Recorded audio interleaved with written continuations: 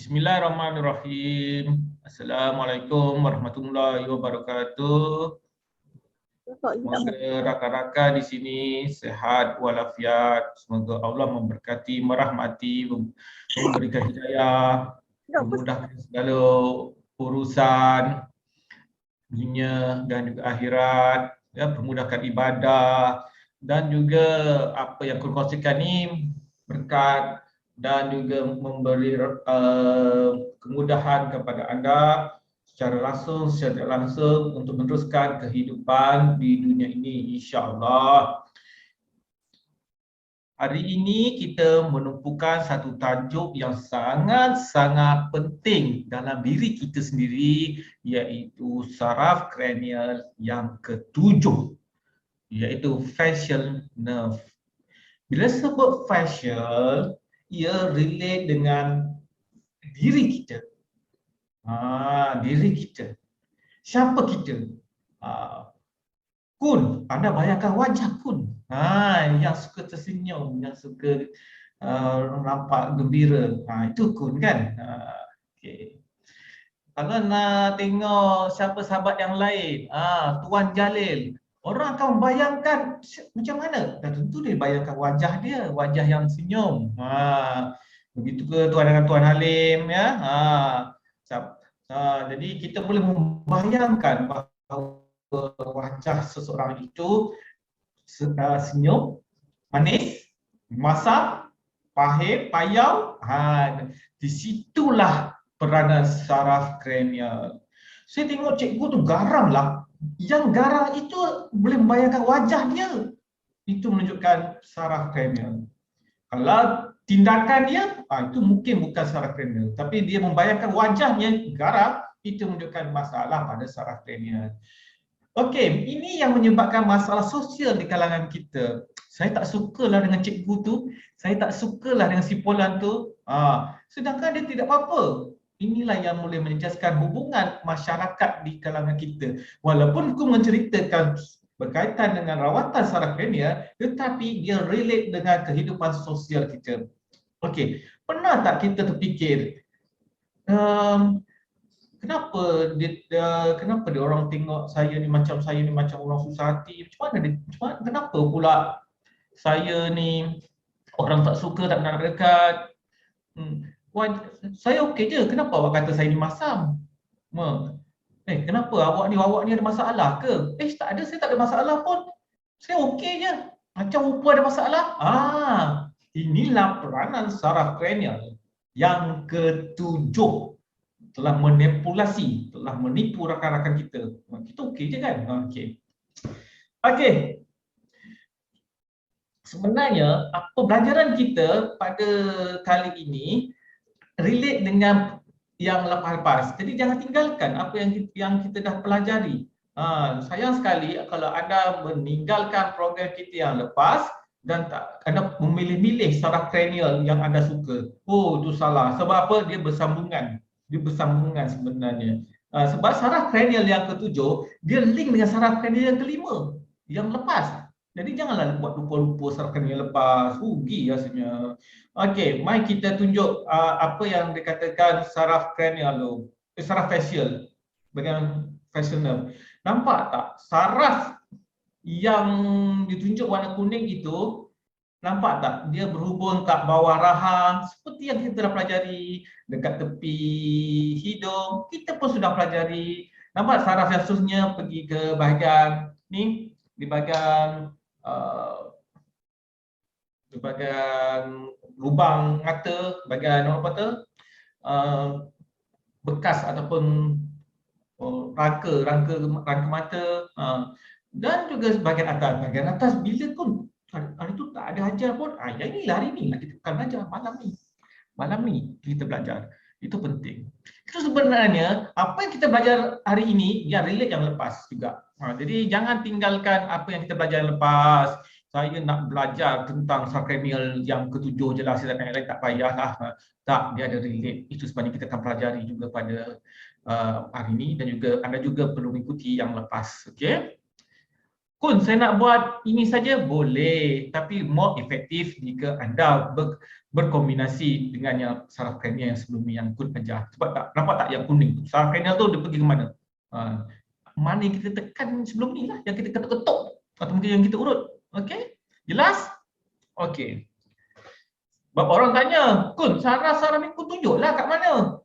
Anda Google lah sebenarnya. Tapi anda ni biasalah di kalangan kita ni, ada yang nak manja-manja dengan Kun kan, tanya-tanya mesej-mesej Kun kan. Okeylah, kita tunjuklah hari ini, malam ni. Saraf kranial yang ke-7 tu kat mana kedudukannya. Nah, Kun dah tunjuk dah. Ya?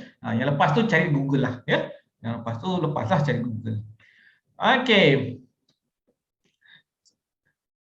Okey, balik kita yang cerita kita yang tadi, saraf kranial kita dia menunjukkan, menyampaikan ekspresi wajah kita yang betul supaya orang tidak salah sangka kita ni manis orangnya tapi orang kata hari tu masam je. Itulah yang rasa macam pelik tu. Pun mana pernah buat muka masam kan? Aku selalu senyum ya, wajahku manis. Tiba orang kata muka ku macam muka orang rasa sedih kan. Jadi sebenarnya saya pun tak bermaksud sedemikian kan. Nampak macam Kun macam garang je. Tak ada rasa macam tu. Anda yang pandang macam tu. Inilah yang akan menjejaskan hubungan sosial kita. Macam orang, siapa nak dekat dengan kita? Dia ni ada masalah, dia tak kacau lah. Itu sebenarnya. Kita terasa pula, kita rasa macam di pulau. Itulah yang menyebabkan kesan benda tu kecil je. Tapi kesan sangat besar dalam kehidupan sosial kita. Di samping itu, saraf kranial yang ketujuh ini, dia boleh mengaktifkan otot stapedius. Otot stapedius tu tak apa tahu. Otot di bahagian pendengaran kita. Misalnya, kita boleh mendengar perbualan orang suara-suara bising. Kita tak boleh tangkap tau. Kita dengar suara yang kuat tu. Kita tak boleh dengar suara kawan kita yang tengah bercakap tu. Jadi, inilah yang boleh membantu kita bila kita mengaktifkan saraf kranial yang ketujuh. Otot stapedius inilah yang membantu bayi kita mengesan suara ibunya sendiri. Otot stapedius ni.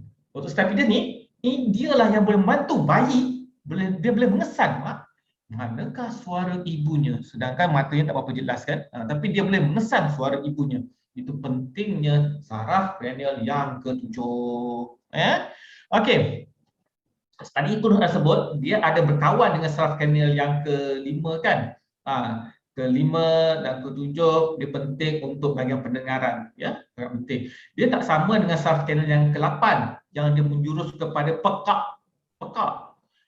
Saraf kranial yang ketujuh dan saraf kranial yang kelima bekerjasama untuk anak-anak kita dapat mendengar percakapan kita. Macam tidaklah masuk telinga kanan, keluar telinga kiri. Ini sering dialami oleh anak autism di mana dia tak boleh tangkap percakapan kita. Dia tak peka, tapi dia tidak boleh tangkap. Ya, ini sukar untuk dia berkomunikasi sebab kita seolah tak mengajar dia bercakap. Sedangkan dia memang ada masalah bahagian menangkap pendengaran, kelemahan fungsi saraf kranial yang kelima dan juga yang ketujuh yang akan dijelaskan pada malam ni. Jelas ya? Inilah yang sering dialami oleh nama perubatan nak merawat anak-anak autism. Sebab anak autism dia tak boleh komunikasi dua hala. Dia payah sikit tu, tak apalah. Yang ini semua membantu insya-Allah. Okey. Pernah tak kita mendengar satu masalah anak kita yang tak boleh mendengar kata? Dia dengar tapi dia tak dengar kata. Itu juga disebabkan oleh saraf kranial yang ketujuh. Seperti mana para isteri selalu stres bila diaras suaminya, dibagi senarai pakai verbal lah, pakai mulut ya. Okey bang, abang kena belikan ni. Dia dengar. Tetapi dia dengar yang hujung sekali. Dia dengar yang hujung sekali dia dengar.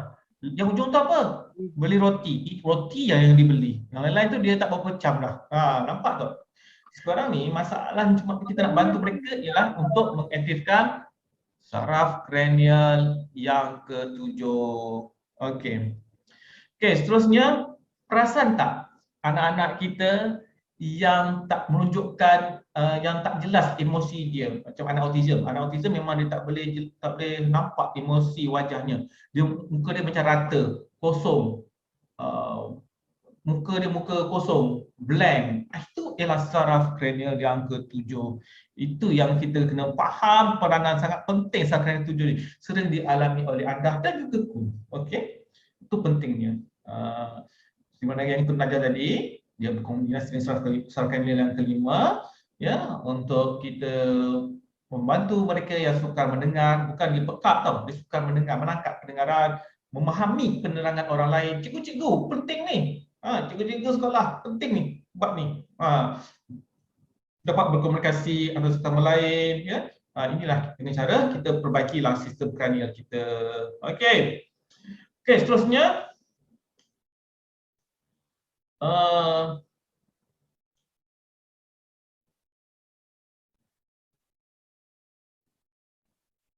okey. Pernah tak yang kita selalu salah faham? Contohnya kita baca mesej WhatsApp, mesej ataupun email, nampak tak? Kadang-kadang kita membaca dengan salah nada. Nada ni nada lembut, tetapi kita baca teks WhatsApp tu dengan nada yang garang. Nampak tak? Teks tu hanyalah menunjukkan dia sebagai gambaran wajah kosong ataupun tak ada ekspresi. Kita yang tafsir. Begitulah dengan saraf kranial yang kelima tadi. Kita tak dapat kita cuma nampak apa yang kita rasa, sedangkan dia tak bermaksud sedemikian seperti mana pun terangkan. Ini yang sering berlaku di kalangan kita diri dan juga sahabat-sahabat, ya. Itu pentingnya. Yang pertama sekali saya nak beritahu kepada anda jangan lupa buat gerakan berbola mata. Gerakan berbola mata dan juga urut di bahagian ni, dekat fascia suboccipitals. Sama ada anda ketuk ataupun anda urut pun boleh. Urut paling yang menariknya ialah ingat apa yang Kun ajar elit, dia sampai dia rasa macam lepaskan nafas, dia menguap, ya. Kadang dia keluar asap, keluar gas kat hidung sampai tahap itu sekali, ya. Yang ini awak jangan lupa sebab walaupun Kun dah lama tak terangkan bab tu, benda tu janganlah lupa, ya. Okey. Sekarang anda sudah tahu saraf ini banyak fungsinya. Dia boleh mengawal otot tubuh muka, dan anda tahu tak, dia sebenarnya ialah boleh membantu isyarat rasa lidah kita 1/3 di depan. Depan tu apa? Manis ya? Manis kan? Depan. Okey. 1/3 dapat membantu. Air mata, air liur mulut, bubuih ke apa ke, beberapa sensasi di sekitar telinga. Jadi itu peranan saraf kranial. Kalau anda rasa manis anda tu tak berapa, orang lain dah manis, bagi dia tak berapa manis lagi, ditambah gula, dia seorang je lah minum, yang lain tak boleh minum, ya? Itulah yang kita boleh bantu dengan saraf kranial yang ketujuh, iaitu facial. Okey, air liur mulut dia berbuih gitu. Mungkin ada kalau kita belum cakap berbuih gitu, kan? Tak boleh kawal. Kadang-kadang masalahnya air liur mulut kita ni entah macam mana banyak keluar, kan? Itu pun boleh kita bantu, ya. Air mata kita, kan, masalah, kan? Itu pun boleh membantu. Itu juga yang menyebabkan yang Kun ceritakan pada dalam WhatsApp, kita akan melihat sebelah muka orang itu terkulai layu, macam bare palsy. Kadang dua-dua belah benda tu boleh berlaku, walaupun jarang terjadi, tapi boleh berlaku kedua-duanya. Ini semua berpunca pada stres pada saraf yang kranial yang ke-7. Why not kita fokus je rawat saraf kranial, tak payahlah awak nak urut muka-muka, wajah-wajah tu. Just aktifkan saraf kranial yang ke-7, sebab bare palsy dia punya problem dia ialah saraf kranial yang ke-7. Kenapa tidak anda rawat saraf kranial yang ke-7 saja? Kenapa anda perlu rawat yang lain? Saya tanya ni bukan maksudnya saya persoalkan kerja anda, bukan. Maksudnya kita permudahkan, ya. Boleh kita rawat yang lain pun boleh, tukar urut, untuk senaman mata, senaman lidah, senaman mulut. Ada yang perlu pernah ajarkan dulu, boleh, tak ada masalah, ya, untuk menguatkan otot-otot muka sebenarnya. Samalah. Ini pun saraf kranial yang ke-7 pun peranan yang sama juga. Okey. Jadi masalah yang muka yang sengit ni sering berlaku pada siapa? Selain pada bel palsi, sakit stroke, ya, Parkinson. Boleh juga berlaku selepas pembedahan, ya, boleh menyebabkan muka yang sengit, ya. Dan juga boleh berlaku selepas cabut gigi ke pembedahan ke, itu kadang-kadang boleh menyebabkan berlaku muka melayu atau terkulai sebelah. Okey, jadi saya nak beritahu lah, walaupun saraf kranial ni terletak di bahagian muka je, ingat jangan pandang rendah dengan saraf kranial ni, sebab dia akan mengubah cara anda berkomunikasi dengan sahabat-sahabat. Anda boleh mengubah cara hidup bersosial anda, dan ramai yang tak tahu dia boleh mengubah cara anda berjalan sebenarnya. Okey.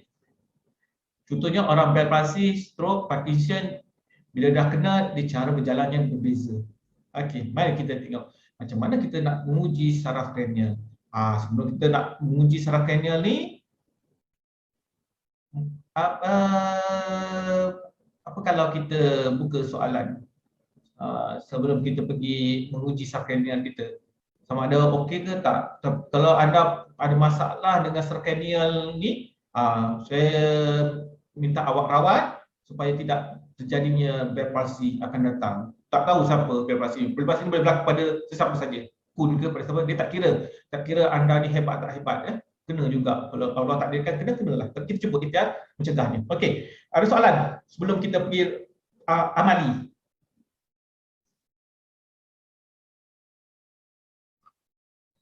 Soalan?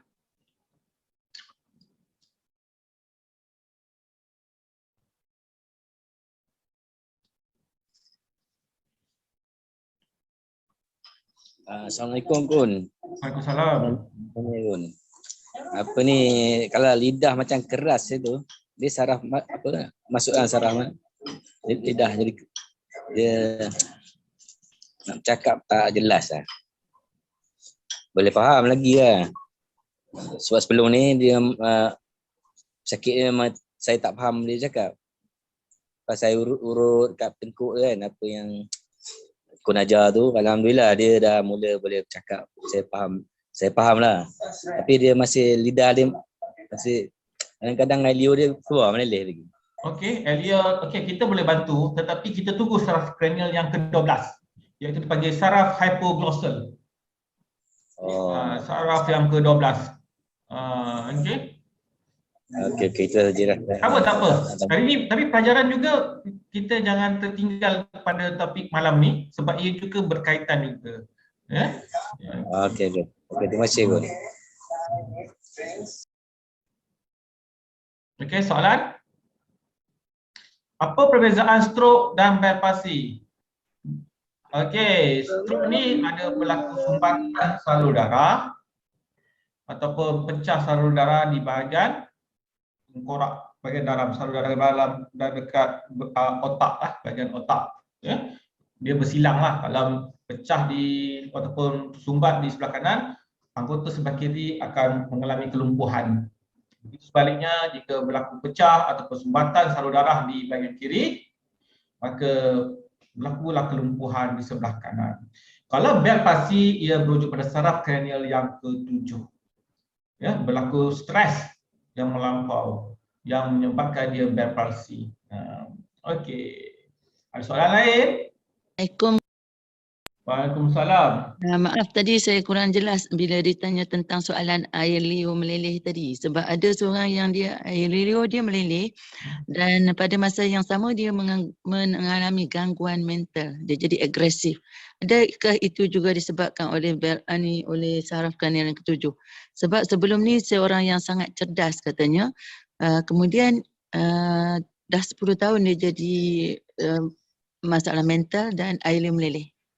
Okey, seperti mana yang aku sebut dalam perbincangan yang lepas, dulu pun ada beritahu, tolong jangan tinggalkan gerakan berbola mata dan juga bahagian sub-obstacles kerana ia ada kesinambungan untuk membantu mereka mengatasi kemurungan ataupun masalah mental, dan dia berada di brainstem. Brainstem tu dia sama kongsi dengan saraf kranial yang ke-7. Bila brainstem bermasalah, saraf kranial juga bermasalah.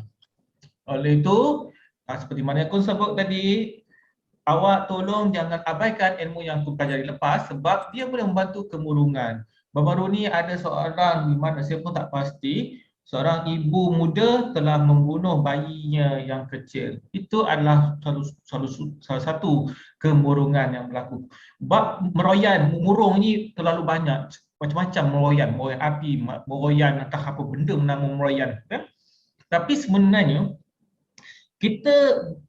anda ada ilmu yang aku kongsikan dalam bahagian elit ni, tolonglah anda jangan sia-siakan sebab ilmu itu yang akan membantu mereka sebenarnya. Mungkin anda tidak nampak keperluannya, nampak simple sangat tetapi banyak membantu ramai pasien, terutamanya orang yang mengalami kemurungan. Maksudnya dia bukannya mental azali, ya, tapi dia masalah mental tu mungkin ada berlaku stres yang melampau dan sebagainya. Di kalangan cikgu-cikgu sendiri pun ramai yang stres melampau. Jadi bila masalahnya bila kuncas 200 ke 300 tambah stres pula, itu yang susah juga tu. Sebab merawat masalah emosi ni bukannya murah, mahal sebenarnya. Tapi kun tidak boleh nak meletakkan benda tu nilai yang sangat rendah. Nanti orang tak pandang pun. Ya?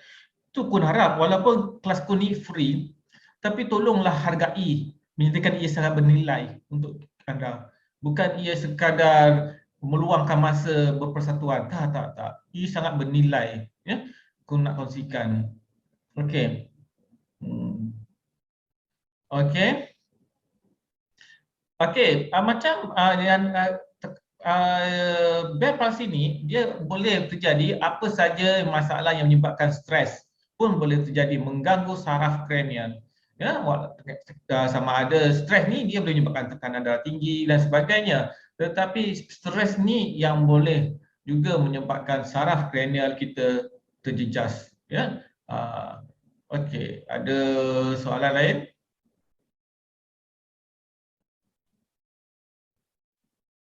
Okey, saya rasa tak ada soalan, tak ada pertanyaan, semua orang faham sembang-sembang Kun tadi. Okey. Minta maaf, Kun sebenarnya tak cukup bersedia untuk mengajar bab ni. Tadi saya baru tanya, saya patut mengajar apa malam ni ya? Adalah yang beritahu saraf kranial, yang lepas saraf kranial kelima. Jadi Kun terus adalah buka kitab saraf kranial yang ketujuh. Okey. Okey, mari kita buat ujian saraf kranial kita. Sebelum kita cek saraf kranial, ceklah brainstem kita. Cek masing-masing brainstem. Oh ya, di antara kita ada yang orang baru ya. Okey. Cek brainstem. Oh, tadi saya stress tadi. Okey. Remove orang dari grup WhatsApp. Bukan grup Kun lah, grup lain. Okey. Remove orang ni jangan main-main, Kun pun boleh remove orang ya. Oh, memang betul lah stres tadi. Geram pasal. Oh. Itulah, jangan stres, nanti sangkut. Okey? Okey, tadi pula. Oh, ni okey lah. Oh, ni okey. Yang ni sangkut lah. Aduh. Sangkut. Okey. Okey, sekarang ni ingat ya, anda kena pastikan ujian ni anda tidak ada masalah. Kalau ada masalah, anda cuba rawat. Okey? Sekarang mari kita terbeliakkan mata kita. Terbeliakkan mata kita sambil mengangkat kening. Terbeliak. Nak tahu saraf kranial kita okey tak okey? Buat sama-sama. Mata kita terbeliak. Terbeliak, kening kita naik atas. Macam Zainazin. Tapi Zainazin sebelah, ni dua belah. Okey, kita buat. Test balik brainstem. Oh, lagi teruk. Lagi teruk. Kun pun dah takut dah. Okey. Okey. Anda bagaimana? Siap lah. Kun seorang je. Kun seorang je ada masalah. Post, type. Mesej atau sesiapa yang boleh bercakap. Okey, lagi teruk. Ya.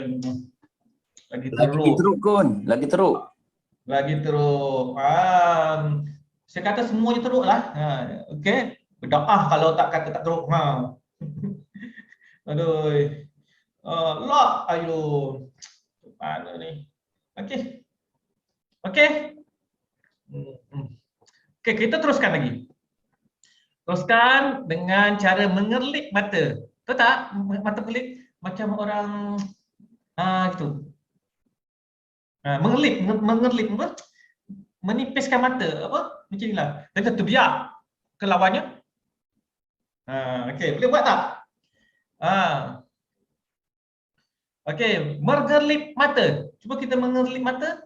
Mengerlik, tak mengerlik ke mengerlik apa? Dia memeram apa? Dia tak penjam, dia tak penjam tapi dia mengecik apa kata saya pun tak tahu nak cakap lah. Okey. Okey, buat sama. 1 2 3. Mengecilkan mata, jangan tak nampak. Jangan tutup mata, just haluskan mata. Menutup mata dengan bukaan kecil. Cakap Melayunya. Okey, dah? Okey. S. Sama. Alamak, sangkut. Dua-dua sangkut. Alah. Kuyung. Mata kuyung. Mata kuyung. Mata orang apa? Hai. Hai. Okey. Macam tahu-tahu je mata hai macam mana. Hai. Okey. Dua-dua pun sangkut lah. Macam mana ni? Kalau kuyu jadi elok tangan. Okey. Kena kuyu selalulah Robin. Robin kena selalu kuyu makan mata. Supaya tak stres. Tak stres sarakan yang ketujuh tu. Okey. Yang ini pula. Dia ada 3 test yang Kun bagi. Yang ni penting. Kerana apa? Mungkin di antara anda muka tak pernah senyum. Walaupun anda kata saya selalu senyum. Mana ada awak selalu masam. Ya ke? Okey, sekarang mari kita senyum. Senyum macam Kun. Cuba senyum macam Kun. Macam Kun. Senyum macam Kun. Okey dah? Okey. Sekarang mari kita test senyuman Kun membawa makna tak? Okey. Okey. Oh, better daripada tadi.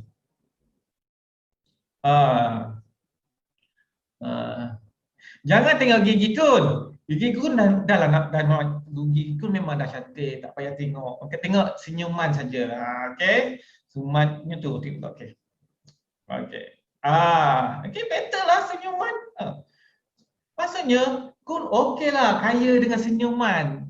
Siapa sini yang dia senyum lagi teruk? Mai siapa? Siapa yang di sini senyum lebih teruk?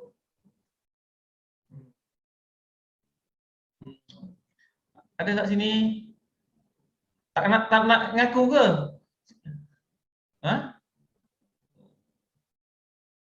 Okey. Okey.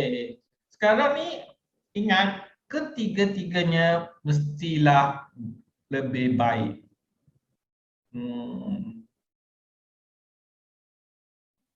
Robin kalau dia senyum dia ketat balik tangan. Maksudnya memang dia ada masalah lah. Dia wajahnya tak manis orang kata. Orang nampak macam menyampah sikit lah ke wajah dia. Macam tu lah. Contoh bukan sebenarnya. Contoh. Jangan ambil hati lah. Okey. Kemudian macam mana rawatannya Kun? Mari kita belajar. Okey. Jadi pembetulannya ialah letakkan satu jari di belakang telinga yang ada tulang. Yang ada tulang. Kan belakang telinga dia ada tulang. Dia macam ada tulang. Kalau ketuk rasa tulang. Bukan tempat lekuk, tempat yang bertulang. Okey? Okey, Cik Salwa kata dia senyum lebih okey. Saya percaya Cik Salwa ni, orang melihat wajah Cik Salwa ni tenang rasanya. Okey? Okey. Jadi kita kena ada pelbagai cara rawatannya. Nak urut boleh, nak ketuk pun boleh, ya. Ataupun Ketuk pun ketik, bukan ketuk. Ketik, laju ataupun slow, anda boleh cuba. Ada orang dia tak boleh laju, saraf kranialnya lambat. Jadi kena slow. Okey, macam mana caranya Kun? Okey, mari kita tunjuk sama-sama. Kun tunjukkan. Okey, ni. Okey, Kun tunjuk slow ya. Okey, ketuk pada satu jari ataupun anda boleh boleh urut di atas tulang ni, tulang kat telinga bawah cuping belakang kita kan, tulang kan. Ketuk tulang tu. Jangan kuat-kuat.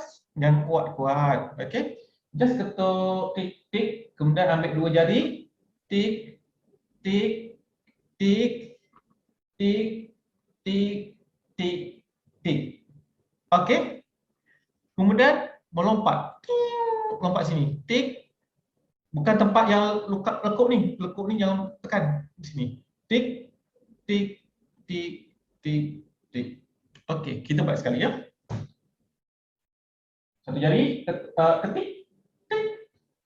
Dan guna dua jari. Tik tik tik tik tik tik tik tik tik. Ya, tik. Kemudian lompat. Tik tik tik tik tik. Okey. Okey.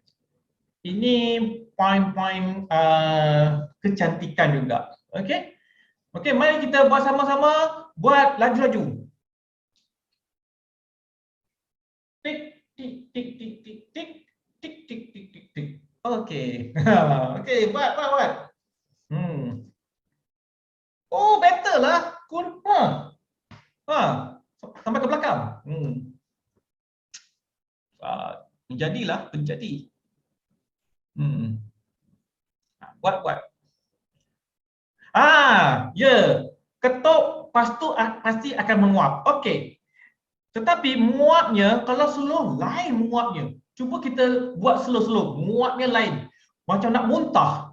Okey, kita buat slow. Tik tik tik tik tik tik tik tik tik.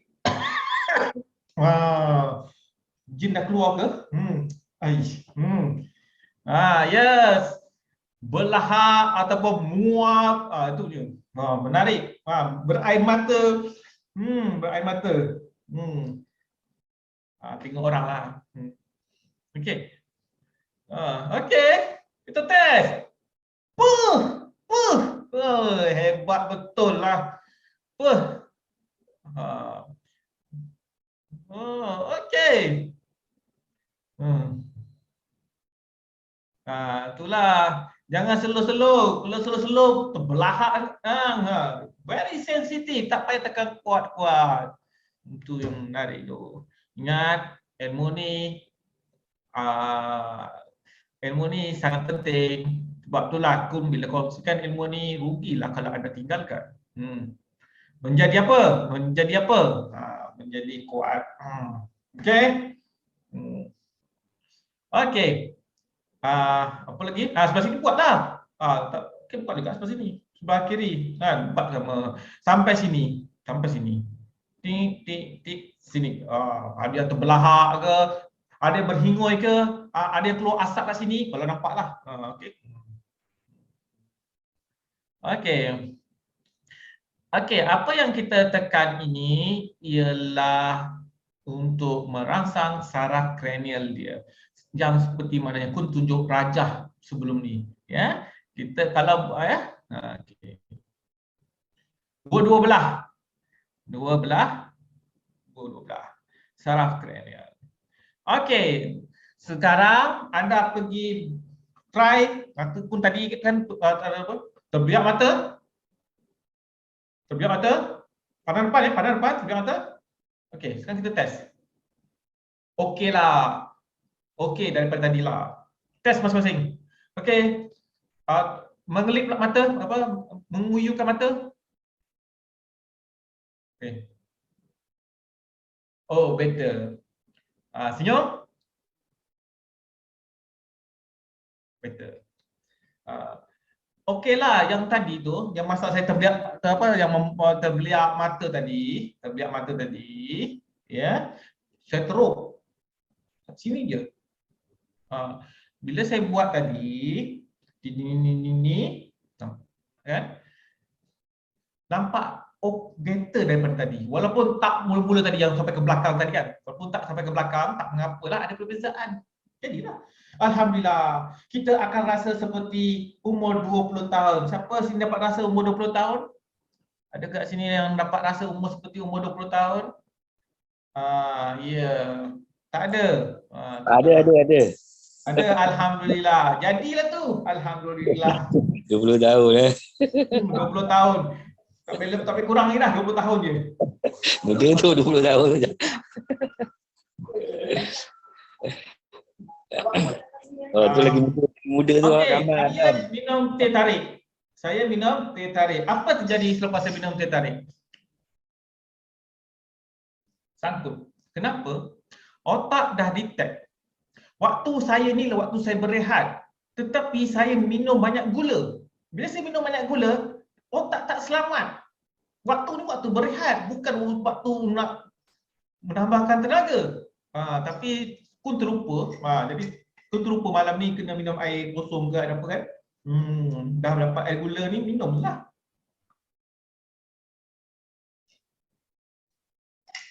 Setiap kali otak tak rasa selamat, kita akan lock.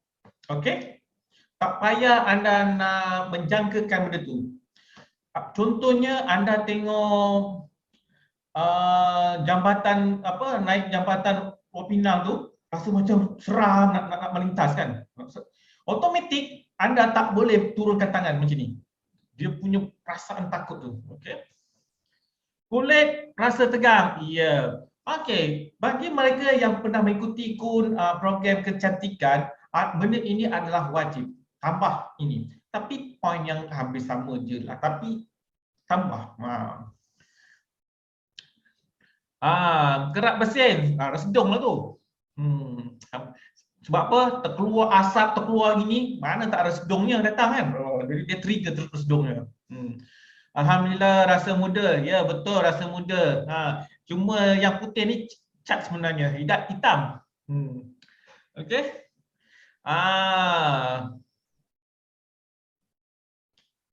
Ada lagi apa? Okey. Jadi bagi mereka yang mengalami masalah bel palsi, yang mengalami bel palsi, okey, anda akan nampak rasa seperti wajah anda ada perubahan kebiasaannya dah. Ataupun anda sedang bel palsi, anda akan nampak perubahannya. Instant. Ya, instant. InsyaAllah dan izin Allah. Okey. Kun, berapa kali nak mengetik? Buatlah 3 kali, 3 set. Buat 3 set. Buat 3 set sebelah kanan, 3 set sebelah kiri. Okey, insya-Allah selama ini orang nampak muka kita masam aja. Bila kita dah buat macam ni, orang nampak muka kita senyum, sejuk je mata. Siapa tu nama? Nama siapa kat sini nama nama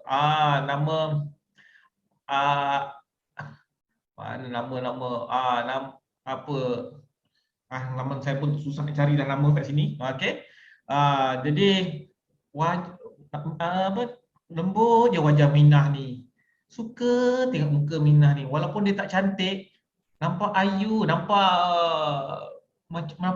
sejuk mata memandang. Jadi penting ni bagi anak-anak dara kan.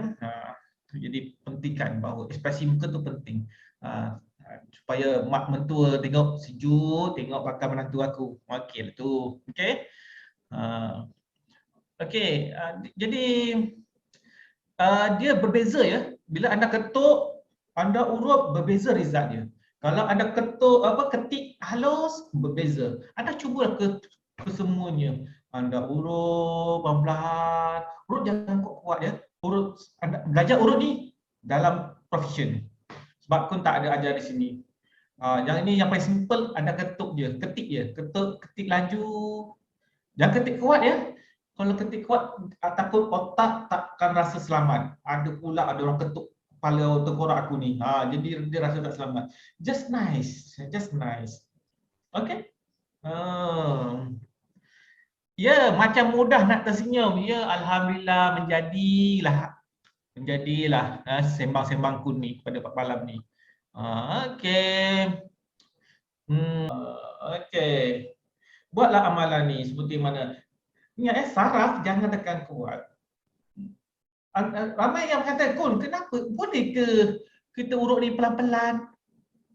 Buatkan pesakit puas hati? Ya, sebenarnya ramai yang bertanyakan soalan tu sebab aku mengurut orang memang aku lembah lembut je. Mungkin di antara anda lihat aku mengurut orang, mengurut badan, sangat lembut, sangat santai, sangat lembut, sangat tak nampak kasar, tak nampak gelojohnya lah. Itu tapi kesannya tu sangat power. Okey. Alhamdulillah nampak manis ya. Siapa yang rasa kurang manis, lidahnya kurang manis, wajahnya pun kurang manis, jangan lupa buat amalkan senaman ataupun gerakan titik tadi, urut titik-titik tadi. Okey. Kelas kita sudah berakhir.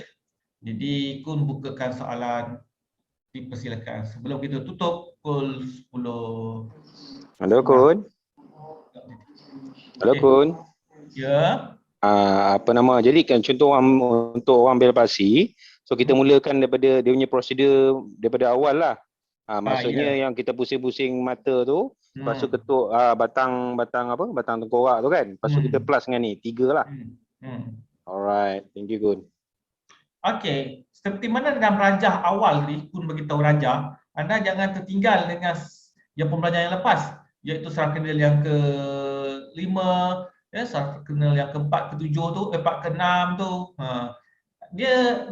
Dia berkombinasi.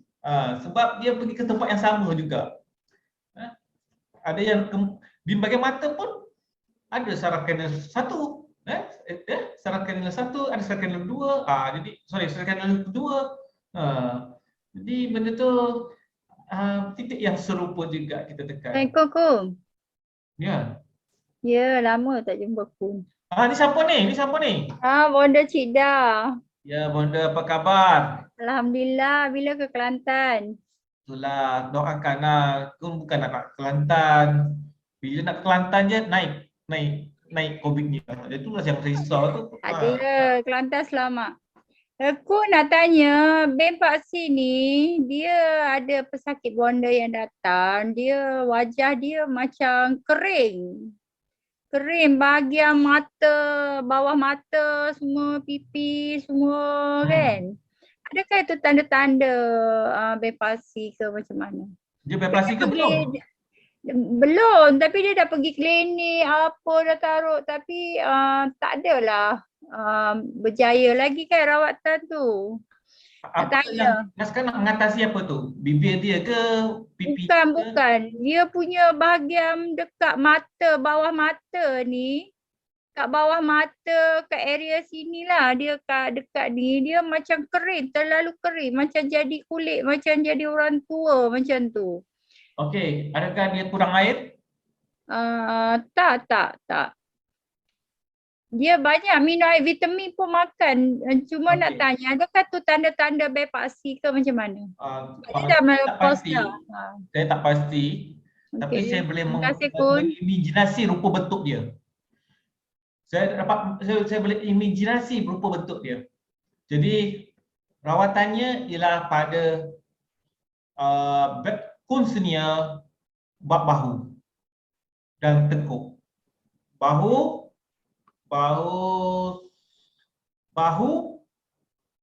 dan juga tengkuk. Fokus kat tengkuk dulu tak apa sebab mungkin anda bahu ni tak apa cam. Mungkin ada tiga type of sakit bahu. Kalau anda sudah mahir, anda kena pilih salah satu je. Tapi tengkuk tu wajib. Itu untuk anda kita bantu. Saya dapat mengimajinasi macam mana rupa posture orang itu. Jadi rawatlah apa yang dalam Kunsnia iaitu pada tajuk tengkuk. buatlah tengkuk tu. Dan jangan lupa dan rahang. Ya, dan rahang. Tengkuk dan juga rahang. Tak apalah, bahu tu tak apalah sebab susah nak agak bersatu, tapi tengkuk dan rahang. Rahang kenapa? Sebab tadi kata bibir dia merah apa tu, buat pakai rahang. Itu penting. Rahang ni. Okey, sebenarnya apa yang aku kongsikan pada malam ni ialah pembelajaran, sebahagian pembelajaran elit.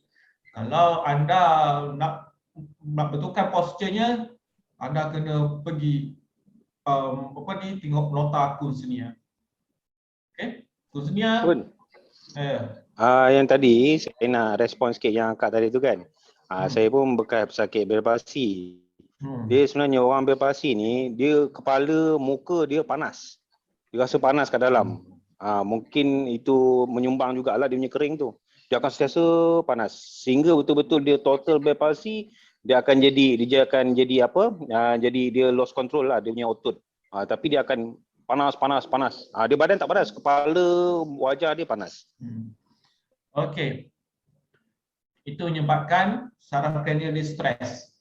Stres saraf kranial yang ketujuh, dia jadi bell palsy.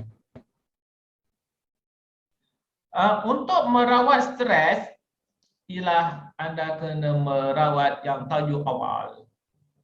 Itu ialah umum.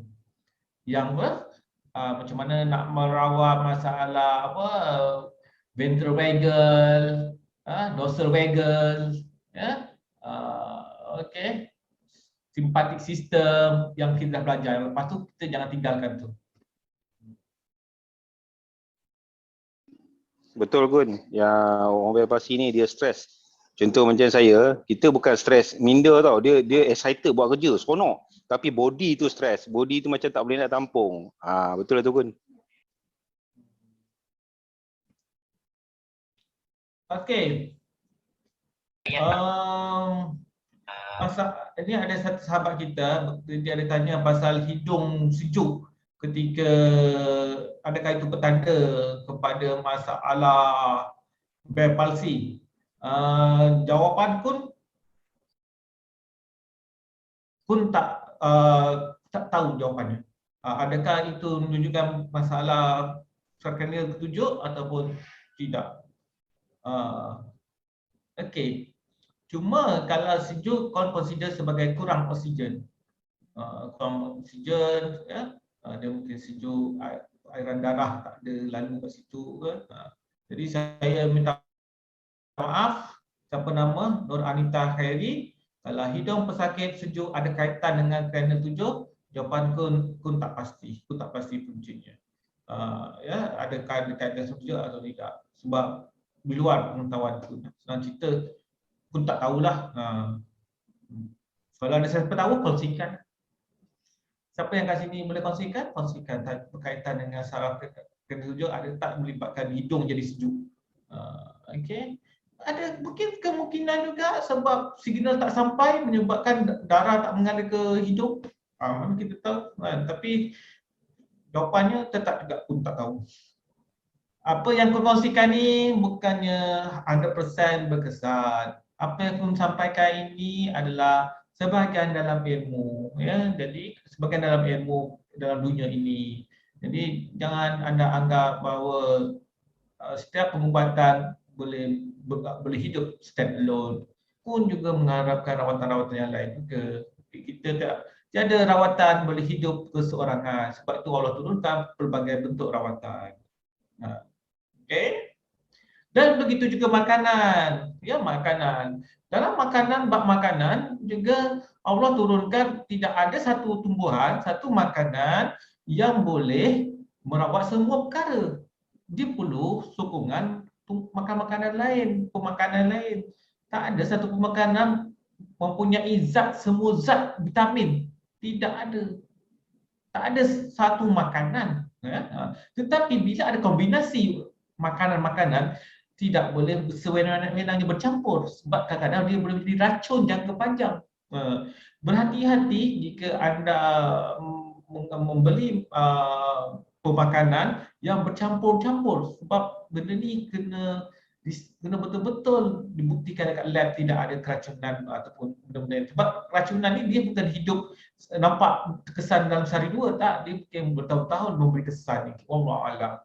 Jadi yang paling penting sekarang, jangan jadikan rawatan kuning adalah tunggal dalam merawat orang. Mungkin ada perlukan mungkin ada rakan yang bawa bekal, kongsikan rawatan apa ni, maksudnya anda pesakit kita bolehlah.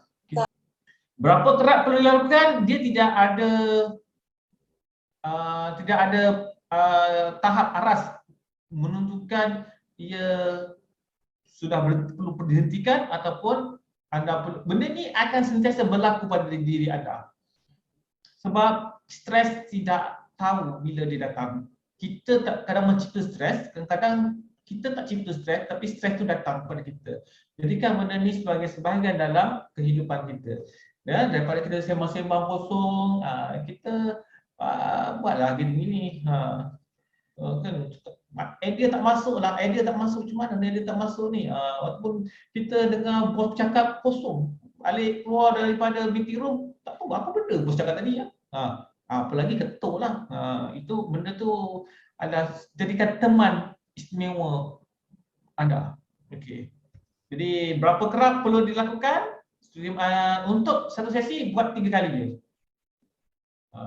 Yang mana yang bagus pun, adakah slow ataupun cepat, yang laju ataupun urut tak diajar sekarang ni. Anda terpulang pada anda dapat anda yang sendiri membezakannya. Ada yang bagus yang laju, ada yang lebih bagus yang slow. Band pasti perlu tak kita betulkan posture juga. Bila bahagian posture kita, kalau kita tak, sebenarnya posture ni ialah bukan merawat penyakit.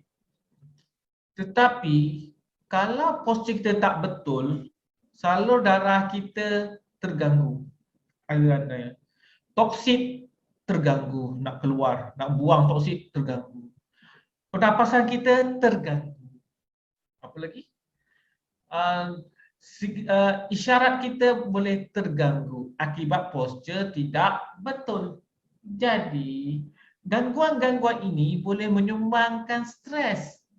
Stres tidak boleh meramal apa penyakit yang akan ada hadapi. Tidak dapat meramal. Kita pun tak boleh menjangka stres kita ni boleh mendatangkan penyakit apa. Tak tahu. Itu sebabnya memang berkatakan berhati-hati je lah. Ya, faham maksud pun ya. Dia konsepnya macam tu. Dia kalau memang apa je masalah, aku kata betulkan posture dulu. Betulkan posture. Sakit apa? Demam, asyik demam je. Kalau demam setahun sekali tu, okeylah, ni asyik demam dah 4-5 bulan. Tak hilang demam, asyik demam, lepas tu sembuh, demam lagi. Betulkan posture je lah. Supaya toksik keluar dengan lancar, pernafasan kita dengan baik, darah kita mengalir dengan laju. Jadi makanan, ubat-ubatan kita boleh sampai ke tempatnya. Kadang-kadang disebabkan posture kita tak betul, ubat-ubatan kita pun tak sampai ke destinasi. Okay. Ada soalan lain? Lagi? Dah cukup 10:30. Okey, masa sudah berakhir. Jadi ada kekurangan, itu semua tu adalah kealpaan Kun. Kadang-kadang Kun ni excited, terlepas cakap. Sebab semestinya apa yang Kun sampaikan tu betul. Tapi mudah-mudahan perkongsian pada malam ini memberi manfaat kepada anda. Jadi janganlah rasa bosan dengan Kun. InsyaAllah di lain masa kita akan berjumpa semula. Ya, dengan itu Tek merah, baju merah sudah memukau. Assalamualaikum Terima kasih, Kun. warahmatullahi wabarakatuh.